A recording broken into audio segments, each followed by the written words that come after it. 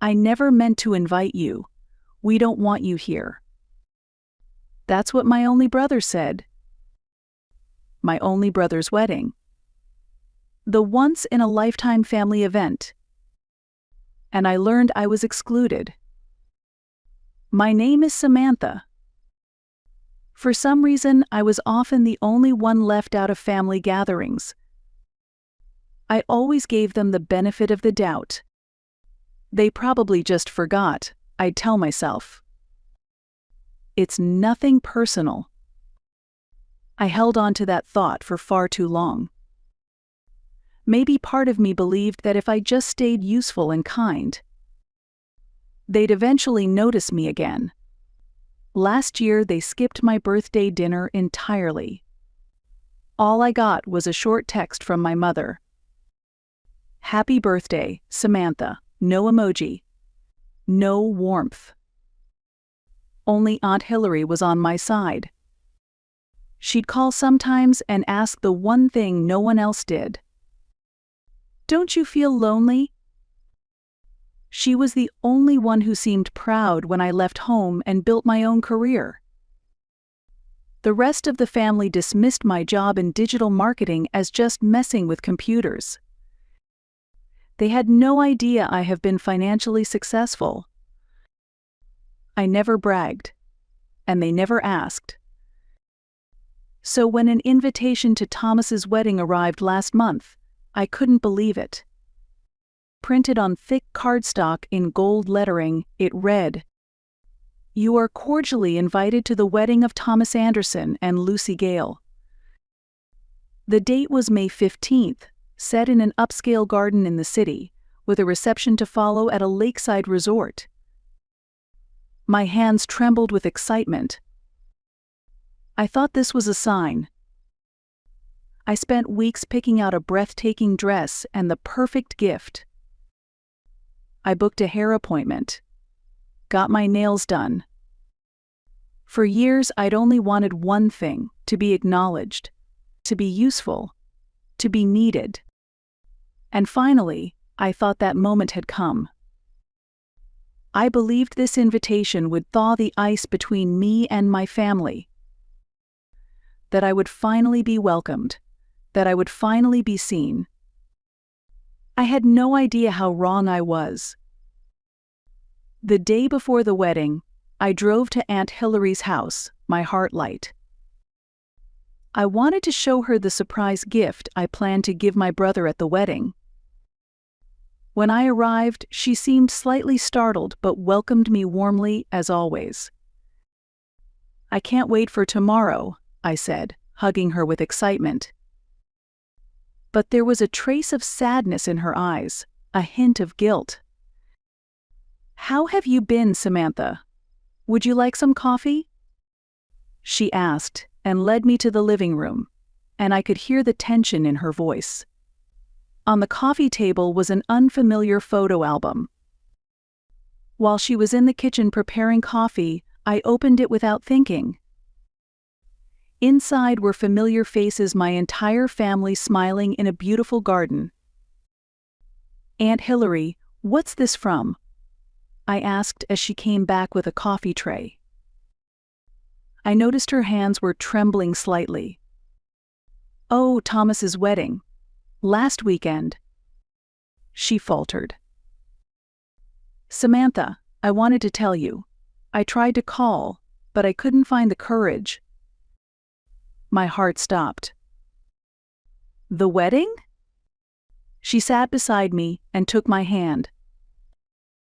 "You thought it was tomorrow, didn't you?" I couldn't believe what they did either, giving you the wrong date on purpose. I protested. "I told Thomas and your parents this was cruel." My voice trembled. "But I got the invitation. I've been preparing." Anger flared in Hillary's eyes. "They excluded you intentionally. I almost didn't go because of it. But in the end, I went. And thinking of you, I feel so deeply sorry." I picked up the album again and flipped through the pages. Everyone was there. A gorgeous garden ceremony. Fairy lights. Champagne glasses. Everyone dressed to the nines. Even distant relatives I hadn't seen in years were there. There were vows, speeches, dancing, and group photos. This wasn't some small private event. This was a real wedding. My only brother's wedding. A once-in-a-lifetime family event. My face burned and my mouth went dry like desert sand. "I need to confirm this," I said, standing up. Hillary held my hand tightly. "Samantha, wait. Before you confront them, just know you're strong.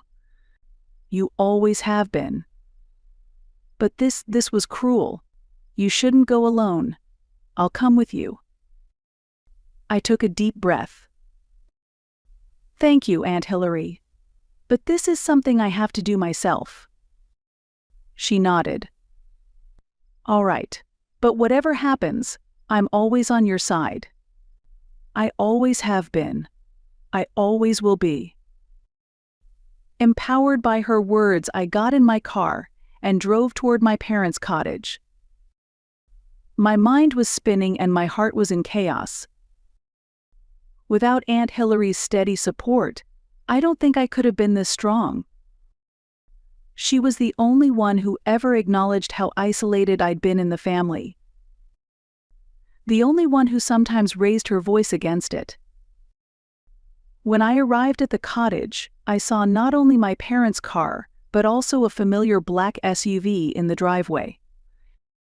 It was Thomas's car. My hands trembled as I opened the door. Laughter drifted from the living room. There they were, my parents, my brother Thomas, and Lucy, clearly the bride, though now dressed casually instead of in white. They were laughing over a set of photos. Wedding photos.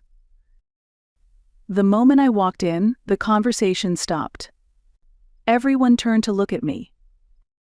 For a moment, the room froze in silence. "Samantha?" My mother looked startled. "What are you doing here?" "I went to Aunt Hillary's," I said, though my voice didn't sound like mine. "She told me the wedding was last weekend."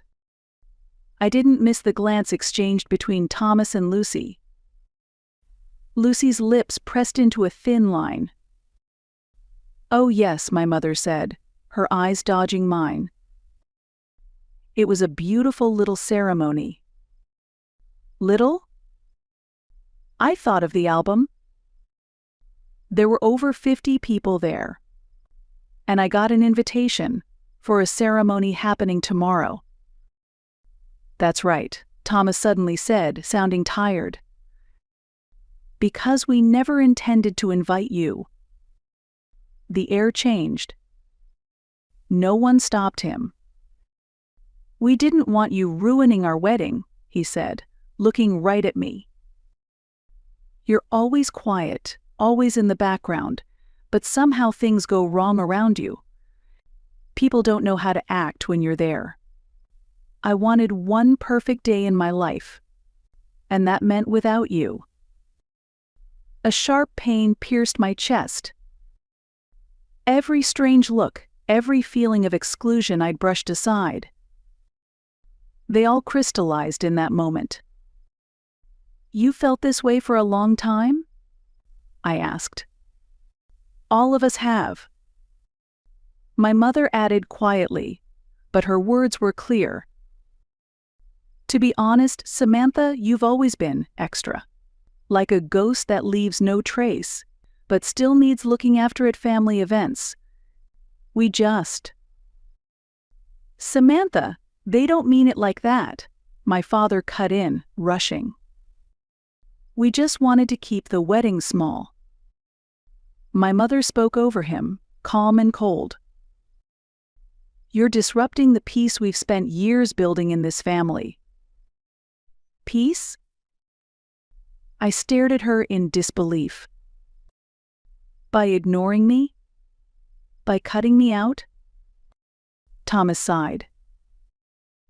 Let's end this conversation. We tried to avoid this.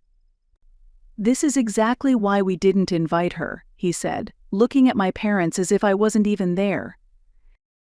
Take the hint, he said, cold and clear. We don't want you. Time seemed to stop. No one moved. I see, I finally said. I turned on my heel and walked out of the house. Before getting into the car, I called Aunt Hillary. Thank you, Auntie, for always being in my corner. Always, Samantha, she replied softly. You are my family, and family isn't about blood. It's built on love and respect. Her words echoed in me. They gave me the strength to decide what to do next. On the drive home, I couldn't stop hearing Thomas's words. Take the hint. I replayed them over and over, like I was some oblivious intruder who refused to get the message. Despite all the signs that had been there for years, like believing I still had a place in their lives was some sort of burden. Hot tears ran down my face as I gripped the steering wheel. It wasn't missing the wedding that broke me. It was the crushing clarity, the undeniable confirmation that I wasn't part of them anymore, that I wasn't wanted. But here's what matters most: I'm not someone who seeks revenge. I don't cling to small grievances. I don't want to hurt anyone. What I wanted, what I needed, was to finally let go. No more hope. No more showing up with a smile. No more offering kindness like a bargaining chip, hoping for a seat at their table. That night, I started planning. Not revenge, something more lasting. Something they would never expect. Because they never cared to know the real me. The first step was financial. The truth is, I have done well these past few years. I worked in digital marketing, not a billionaire, but very comfortable. Especially since branching into property management, I'd made some excellent investments. No one ever asked about my life, so they didn't know I now owned 3 rental properties. They didn't know I had been quietly covering my parents' expenses through anonymous grants from my LLC, the roof repairs, the plumbing issues, even the property taxes. I never needed recognition. I just wanted to support them because they were my parents. The next day, I contacted Susan Wang, my attorney. She's the sharp woman who handles my real estate investments. Once I explained the situation, she sprang into action. They've been emotionally abusing you for years, she said, jotting notes down. And now, despite being financially dependent on you, this is how they treat you. That's right, I said. I don't think they even realize how much I've supported their lives. But honestly, I don't want to keep doing it. I need to protect myself. Susan nodded. We can file for a restraining order. If there's evidence of emotional abuse and harassment, the court will likely grant it. Over the next few days, I gathered everything. Records of ignored invitations, screenshots from group chats, the wedding photos, and the most damning piece, the invitation to a wedding that had already happened a week before. A month later, the court approved a temporary restraining order. With Susan's help, I served legal documents to every family member. It prohibited them from coming near me physically and restricted all online contact. And one more thing. I signed papers formally ending my financial assistance for their home repairs. I froze the account. The first call came from my mother. "Samantha, what is this?" she cried. "We're your family. Not anymore, I answered quietly. You've made it clear for years that I wasn't part of this family. Now I'm just formalizing it. This is ridiculous, she said. We were just. Just what? I asked. Pretending I didn't exist? Erasing me? That's how you treat family? After a pause, she whispered. Is this about money? You're mad because we needed your help? I didn't even know you were paying for the repairs until I saw the notice. Those words chilled me. That's exactly the problem. You never understood. And I hung up. Then came the flood of angry messages from Thomas, threatening to take me to court, calling me crazy, blaming me for our parents' financial struggles. But the most surprising response came from my father. He reached out to my lawyer and sent me a formal letter, the only method allowed under the restrictions. Samantha, he wrote, I watched in silence as you were pushed out of the family. My cowardice led us here.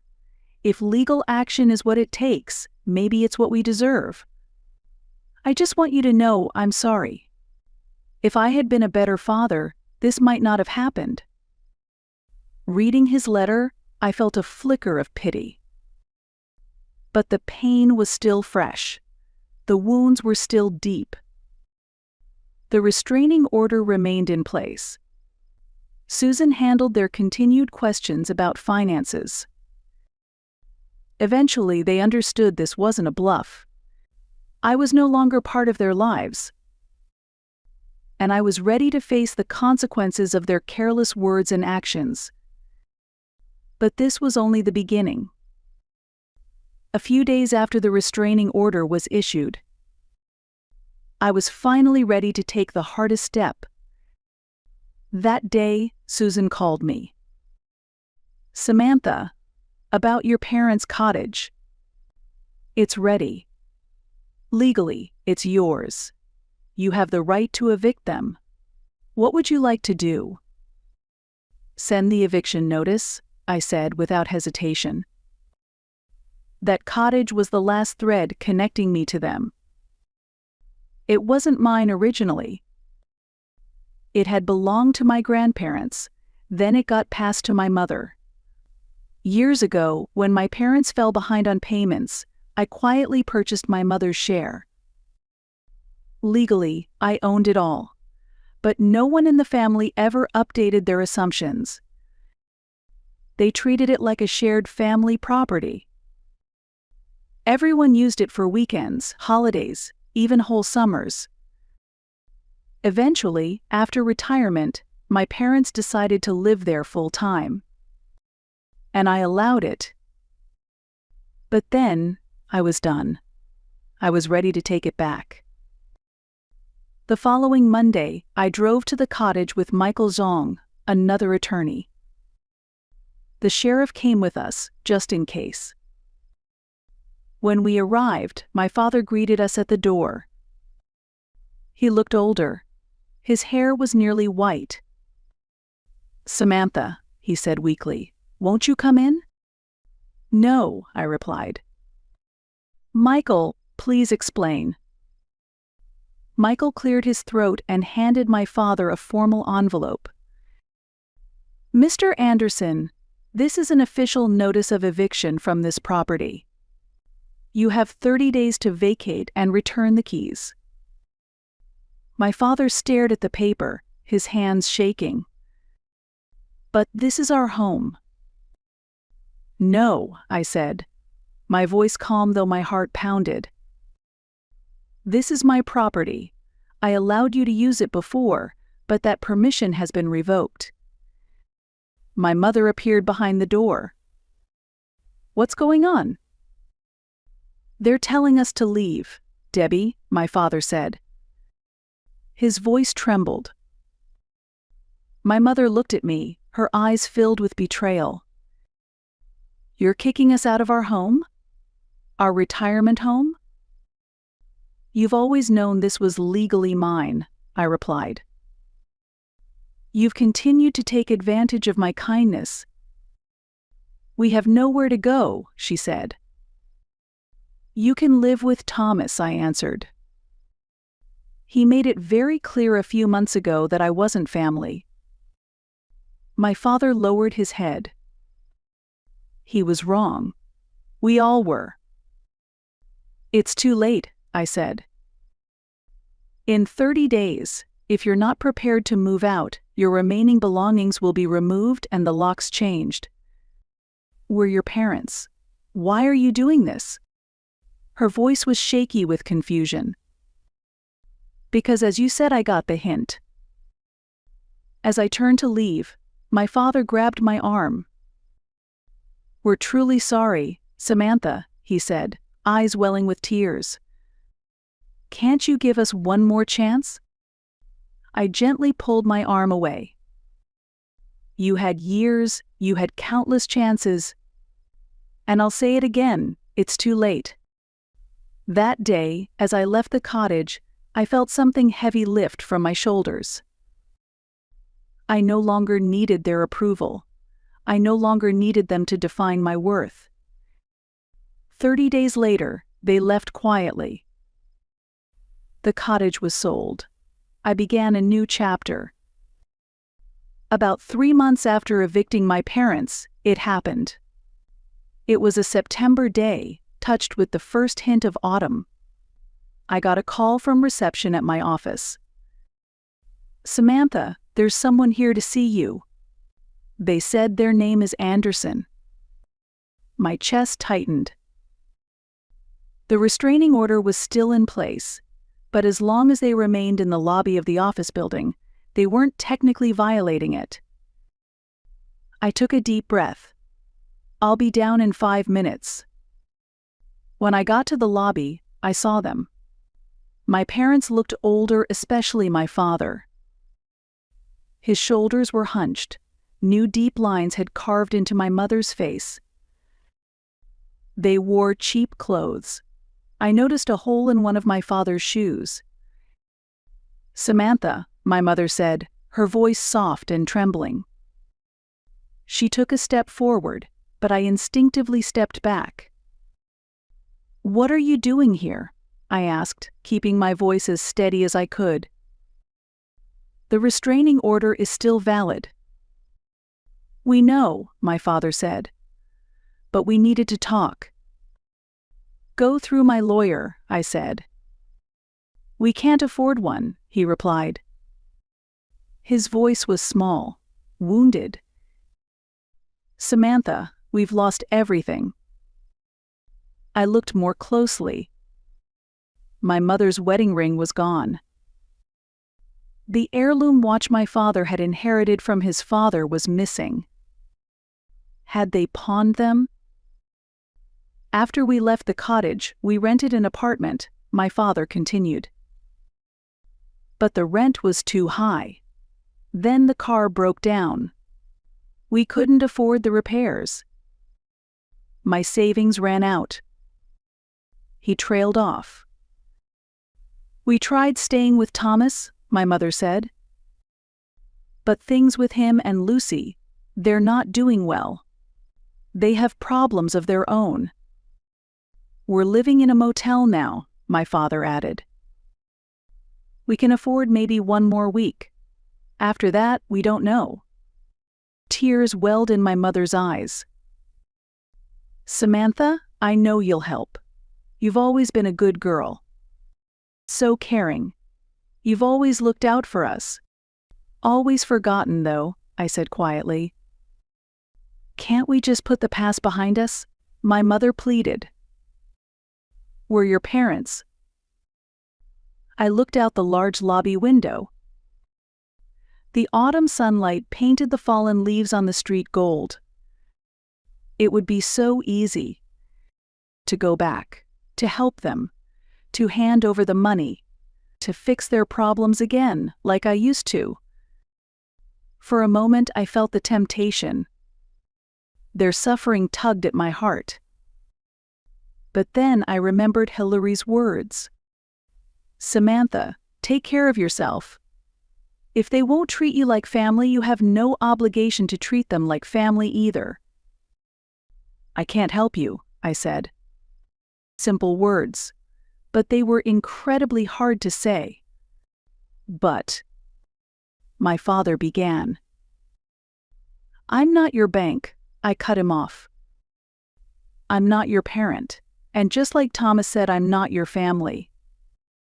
So I don't owe you family duties. My mother started to sob. We were wrong, I admit it. Please, just give us another chance. There are no more chances, I said. I'm done. I turned away from them and walked toward the elevator. My heart ached, but at the same time, I felt a strange sense of relief. At least let us stay one night? My father called out from behind me. I didn't answer. I pressed the elevator button. Before the doors closed, I could hear my mother crying. Tears welled in my eyes too, not from sadness, but from the relief of finally choosing to respect myself. That night, I called Aunt Hillary. My parents came to my office, I explained. They needed money, but I said no. That must have been a hard decision, she said. It was, I admitted. But I think it was the right one. It's time I start living my own life. You're absolutely right, Samantha, Hillary said. Your life belongs to you. A month later, I received a message from Lucy. I've decided to leave Thomas. I've started divorce proceedings, she wrote. After seeing how he treated you and watching how he handled things when your parents were in trouble, I finally saw who he really was. That must be so hard, I replied, surprised by the wave of sympathy I felt for her. He's changed completely. Ever since I brought up divorce, he's been spiraling. He stopped going to work. He's been drinking too much. He got fired last week. I looked out the window, torn inside. Samantha, let me say this. We were wrong about the wedding. About cutting you out. I followed Thomas, but it was a mistake. After reading her message, I sat for a long time. I didn't feel joy or satisfaction at what my brother was going through. Instead, there was a strange emptiness. He was now facing the consequences of his choices just like I had for so many years. That evening, I passed by Thomas's apartment. The windows were dark. Mail was overflowing from the box. I paused for a moment. I wondered if I should knock. Was there something I needed to say? Some help I should offer? But I kept walking. His pain wasn't mine to carry. It was time for him to learn everyone must take responsibility for their actions. As autumn turned into winter, my life found a new rhythm. Work at the digital marketing firm was going well. I was being promoted to vice president, and I had a team of my own. The time and energy I once saved for my family, I now poured into my career and passions. Aunt Hillary remained by my side. She called every Sunday, and sometimes stayed at my condo. It's beautiful to watch your life bloom, she often said. But the past didn't disappear entirely. One morning in December, a letter arrived in the mail with a familiar handwriting. It was from my father. His fourth letter in 3 months. From the first one, I noticed a shift in tone. It had started as desperate pleading. Eventually, it carried a deeper sense of reflection. I brewed some coffee, sat by the window, and opened the envelope. They were living in a small apartment now. My father had found a part-time job at a local hardware store.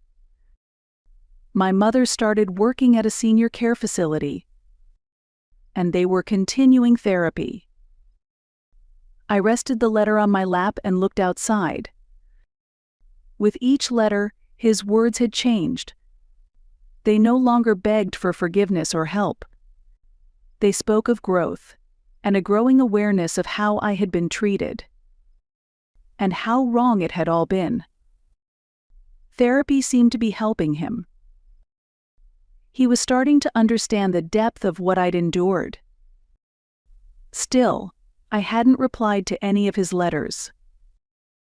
That night, Aunt Hillary called me. "Your father phoned me yesterday. He's changing, Samantha. Truly." "I believe that," I said. "But it's still too soon for reconciliation." "Of course," she replied. "Everything has its season. Right now, this is your season. You get to decide whether they have a place in your life again." We talked for a while longer, and she promised to come over for dinner next week. After we hung up, I stood by the window again. The city lights glowed softly through the snow. Life is strange. A year ago, I would have done anything to be accepted by my family. I had tied my worth to their approval. But now, I see things differently. My value lives within me. I have learned to love, respect, and protect myself. Maybe the day will come when I reconcile with my father. Maybe with the family. But if it happens, it will be on equal terms. I will never let them define my worth again. And I will never be invisible again.